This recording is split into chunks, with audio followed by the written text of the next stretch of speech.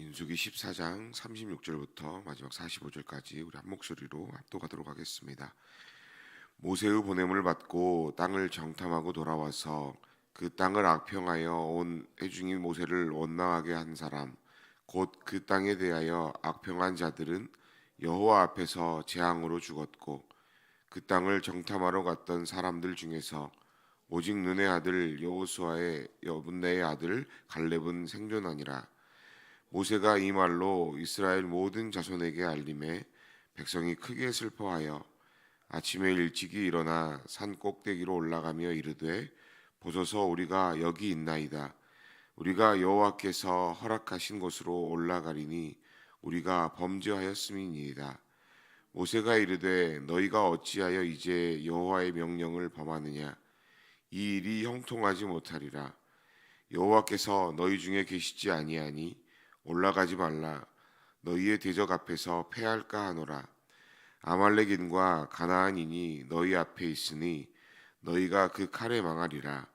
너희가 여호와를 배반하였으니 여호와께서 너희와 함께하지 아니하시리라 하나 그들이 그래도 산 꼭대기로 올라갔고 여호와의 언약궤와 모세는 진영을 떠나지 아니하였더라.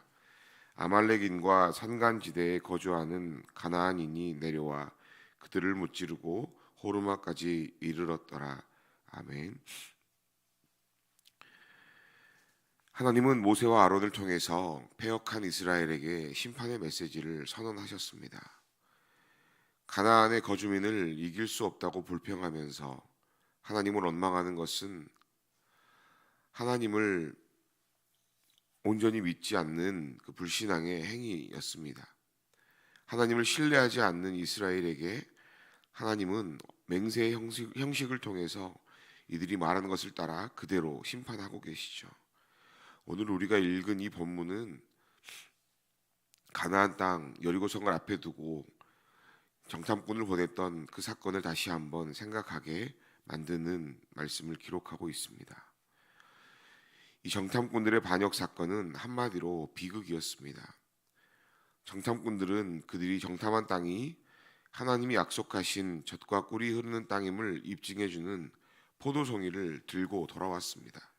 그러나 그들은 그 땅이 이스라엘에게 주신 기업이라고 주장하므로 이스라엘을 격려하기보다는 이스라엘이 정복하기에는 너무나 힘든 땅이고 우리가 저기에 나가서 전쟁을 치렀을 때 우리는 분명히 죽을 것이라고 사람들에게 보고하게 됩니다.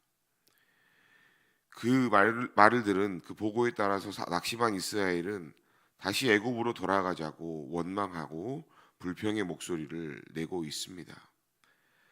하나님께서는 이들의 불신앙으로 인해서 이들을 전멸시키실 것을 선언하고 계시죠. 모세의 말을 들은 백성은 자신들이 얼마나 어리석은 행동을 했는지를 또다시 깨닫게 됩니다. 그래서 이에 뒤늦게 가나안 정복에 나서지만 모세가 다시 한번 이들을 만류하게 되죠. 이미 이들에게는 광야로 돌아가라는 하나님의 명령이 떨어졌기 때문이죠. 그럼에도 이들은 여전히 불순종하는 태도를 고집하게 됩니다. 하지만 모세의 중보기도로 하나님은 이 심판을 완화시키십니다. 신실하지 못했던 정탐꾼들이 즉각적으로 죽게 되고 자녀 세대는 부모 세대가 죽기까지 무려 40년 동안을 광야에서 보내게 될 것이라는 심판을 하고 계시는 것입니다. 결국에 이 사건으로 인해서 출애굽 1세대는 가나안에 들어가지 못하게 되었고 그들의 자녀들이 들어갈 것임이 선언되고 있습니다. 모세가 백성에게 하나님의 심판의 말씀을 전달했습니다. 모세가 백성에게 전한 말씀은 약속의 땅에 들어가지 못할 것이고 너희가 광야에서 죽게 될 것이라는 아주 무서운 심판의 말씀이었습니다. 이 사실을 알게 된 이스라엘 백성들의 반응은 겉으로 보기에는 자신들의 잘못을 고백하고 회개하는 것처럼 보입니다. 그런데 백성들은 단순히 자신들의 잘못을 인정하는 것에서만 그쳤고 진정으로 하나님께 돌이키지는 않았습니다. 이 모세의 무서운 경고 앞에, 하나님의 무서운 경고 앞에 백성들은 그 자리에서 그저 회개하는 것처럼 보였지만 진정으로 그들의 죄를 뉘우치고 하나님께로 돌이키지 않았다는 것이죠. 이 가데스 바네아 반란 사건은 공동체에서 지도자가 얼마나 중요한 존재인지를 다시 한번 깨닫게 합니다. 지도자들의 부정적이고 불신앙적인 보고는 공동체의 미래를 파멸시켜 버렸습니다. 한 공동체의 운명은 지도자들의 영적 태도와 가치관에 달려 있다 해도 과언이 아닐 것입니다.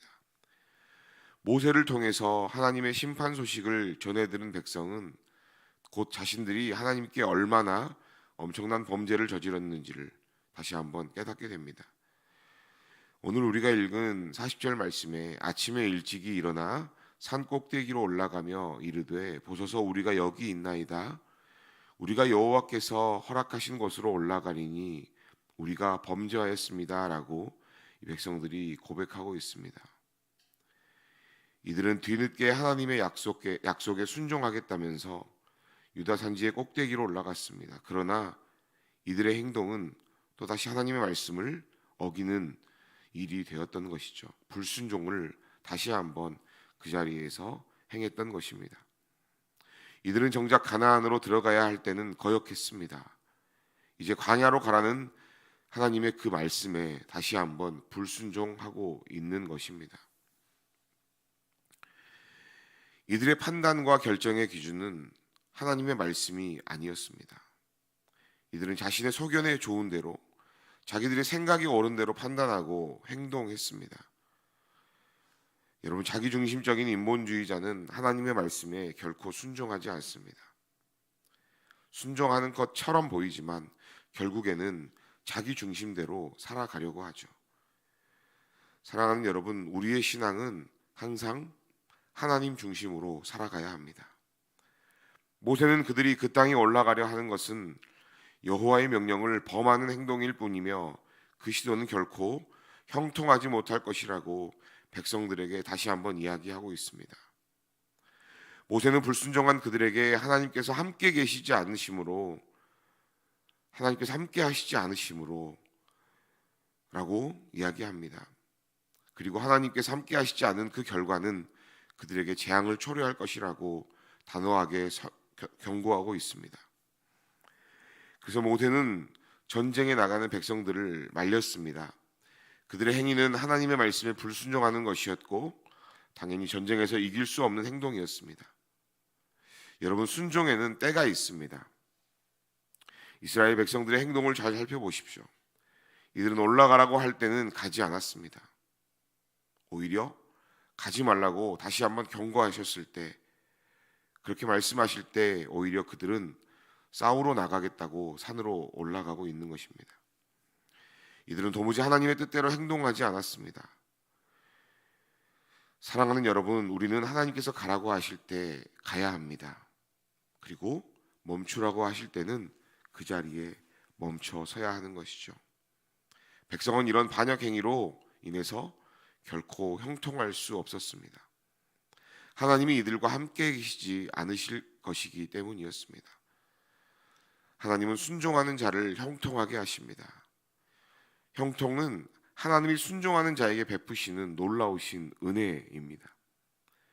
하나님이 은혜를 베푸시는 곳에 형통함이 존재하고 형통한 인생을 살기 원하신다면 하나님의 말씀에 언제나 순종하는 저와 여러분이 될 수 있기를 간절히 소망합니다. 백성들은 모세의 경고에도 불구하고 자신들의 고집을 버리지 않고 산 꼭대기로 올라갔습니다. 이들은 불보듯 뻔하게 가나안인들에게 비참한 패배를 당하게 될 것입니다. 이미 예견되어 있는 패배죠. 여호와의 언약궤는 진영을 떠나지 않았습니다. 오늘 본문에서 그렇게 말씀하시죠. 여호와의 언약궤는 그 자리에서 움직이지 않았다고 말씀하고 있습니다. 44절 말씀에 그들이 그래도 산 꼭대기로 올라갔고 여호와의 언약궤와 모세는 진영을 떠나지 아니하였더라라고 말씀하고 있습니다. 여러분, 이것이 무슨 의미입니까? 하나님께서 이들과 함께 올라가지 않으셨다는 것이죠. 우리가 잘 알고 있는 것처럼 언약궤는 하나님의 임재의 상징입니다. 하나님은 순종이 있는 곳에 함께 하십니다. 하나님은 순종하는 자에게 역사하시고 순종하는 자들에게 하나님의 놀라우신 은혜를 그리고 능력을 베푸심을 우리가 믿으시길 바랍니다. 이스라엘의 패배는 군사력에 있지 않습니다. 그들의 전략의 문제에 있지 않습니다. 그들의 패배는 믿음의 부족이었고 불순종의 결과였다는 사실입니다. 하나님께서 함께 하시지 않으셨기 때문입니다. 전쟁의 승리는 인간의 능력과 열심에 있는 것이 아니라 하나님과의 관계에 있습니다. 우리는 인간적인 방법들을 다 내려놓고 믿음과 순종에 집중해야 합니다. 우리가 인생을 살아가다 보면 내가 기도하고 행했던 것 같은데 잘 되지 않을 때, 내 인간적인 생각으로 행했을 때 패배할 때가 있습니다. 그것은 하나님께서 그 일에 함께 하시지 않으셨기 때문이죠. 내 생각에는 내 마음대로 결정해 놓고 하나님 이거 도와주세요라고 결정했지만 하나님은 그것이 아니라고 말씀하실 때가 있습니다. 그럼에도 우리는 우리의 생각대로, 우리의 고집대로, 우리가 이전에 행해봤던 그 경험대로 행동할 때가 참 많이 있습니다. 우리는 그럴 때마다 씁쓸한 패배를 경험하게 되죠. 이스라엘 백성은 도무지 하나님의 말씀에 순종하지 않았습니다. 이들은 가나안을 주시겠다고 하는 약속의 말씀을 거부하고 하나님을 원망했던 사람들입니다. 반역의 결과로 광야로 가야 할 시점에 이들은 다시 한번 하나님의 뜻에 거역하였습니다. 이들은 인간적인 생각과 노력이 모두 파멸로 끝이 나게 됩니다. 하나님께 순종하지 않으면 결코 형통할 수 없습니다. 진정한 승리의 길은 믿음과 순종에 있습니다. 하나님의 부재에 대한 원인은 하나님이 우리를 떠나신 것이 아닙니다. 그 모든 결과의 원인들은 사람에게 있는 것이죠. 모세는 이스라엘이 여호와를 배반했으므로 그분이 백성과 함께하지 않으신다고 말씀하고 있습니다. 하나님이 백성을 먼저 떠나시는 일은 결코 없습니다. 우리는 하나님이 함께해 주시기를 바라면서도 행동으로는 하나님을 배반하고 하나님을 멀리할 때가 종종 있습니다. 왜냐하면 우리는 하나님을 수단으로 여기기 때문입니다. 하나님을 겨우 조력자 정도로 우리가 일할 때 도움을 주시는 분으로만 여기기 때문입니다. 하나님은 우리의 성공을 도우시는 분도 우리의 뜻에 따라 이리저리 이끌리시는 분도 결코 아니십니다. 하나님은 우리가 경배해야 할 대상이며 말씀을 성취하시는 절대적인 주권자이심을 잊지 않아야 합니다. 실패의 원인은 결코 능력의 한계에 있지 않습니다. 실패는 절대적인 불순종의 결과입니다.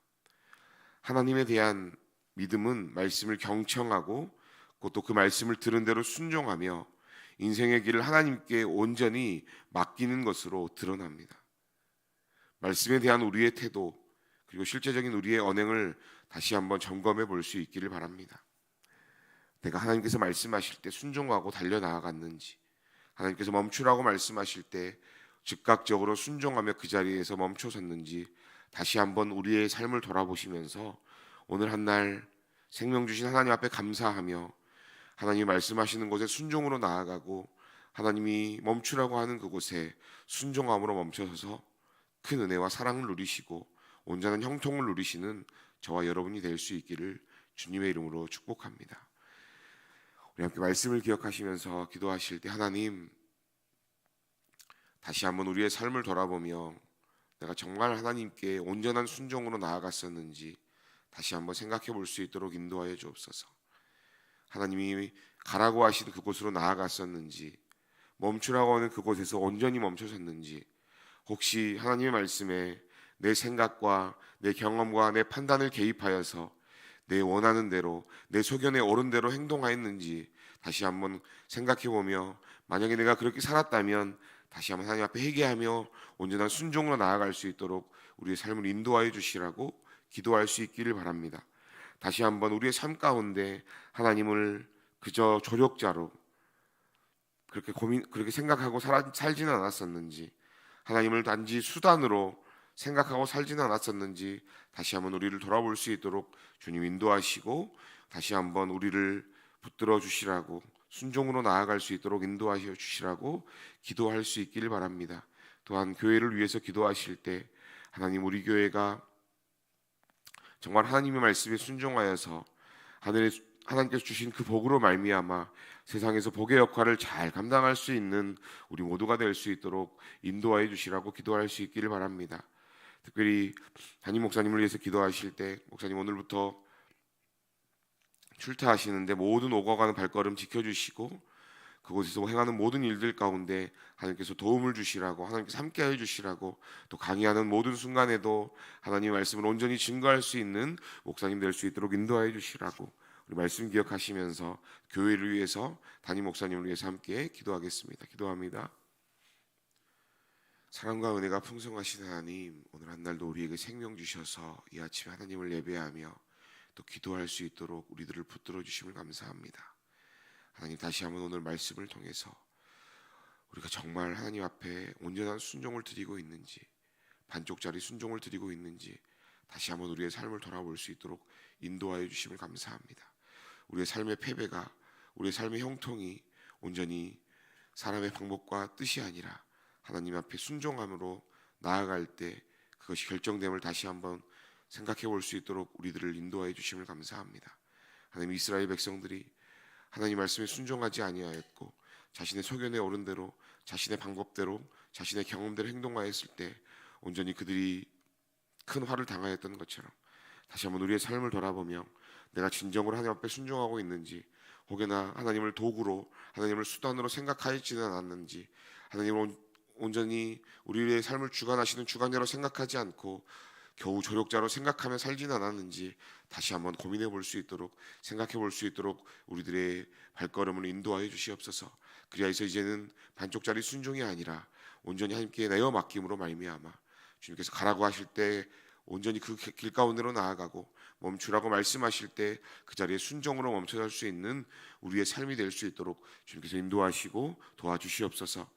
오늘 한 날을 살아가는 동안 온전히 하나님께 순종함으로 말미암아 형통의 길을 걸어갈 수 있도록 인도하여 주시고, 적과 꿀이 흐르는 그 땅으로 온전히 우리가 나아갈 수 있는 그 큰 은혜도 우리 가운데 허락하여 주시옵소서. 하나님, 우리 동산교회를 사랑하여 주시며 하나님께 주시는 그 복으로 말미암아 세상의 복의 역할을 잘 감당할 수 있는 우리 교회 모두가 될 수 있도록 주님 인도하여 주시옵소서. 기도하면서 교회 역할들을, 교회 사명들을 잘 감당할 수 있도록 주님께서 붙들어 주시옵고, 온전히 우리가 하나님께 기쁨이 되는 우리 모두가 될 수 있도록 주님 인도하여 주시옵소서. 담임 목사님 출타 중에 있사오니 하나님께서 함께하여 주시며 어느 곳에 가서 복음을 증거할 때마다, 하나님의 말씀을 증거하고 강의할 때마다 하나님께서 큰 능력과 은혜를 더하여 주시옵소서. 오공하는 발걸음 안전하도록 붙들어 주시며 하나님께서 함께하여 주시옵소서. 오늘 한 날을 살아가는 동안 생명 주신 하나님께 감사하며 기쁨으로 나아갈 수 있도록 우리들을 붙들어 주시고 발걸음을 인도하여 주시옵소서. 함께 하실 주님을 믿사오며 살아계신 예수님의 이름으로 기도합니다. 아멘.